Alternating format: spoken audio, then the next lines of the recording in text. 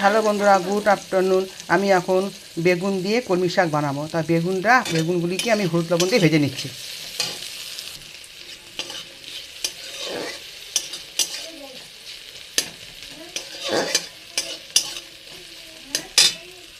বেগুন ভাজা হয়ে গেছে। এখন আমি বেগুন ভাজাগুলি নামিয়ে নিচ্ছি।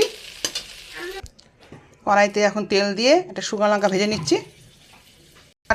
শুকনো লঙ্কা লাল করে ভেজে নেওয়ার পরে রসুন থেতো করে নিচ্ছি, আর আদা থেতো করে নিচ্ছি, আর কাঁচা লঙ্কা দিয়ে ভেজে নিচ্ছি।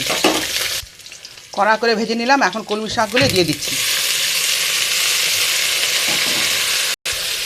হ্যাঁ, কলমি শাক ভাজা হয়ে যাচ্ছে। তার মধ্যে 1 চামচ আমি চালের গুঁড়ো দিয়ে দিলাম।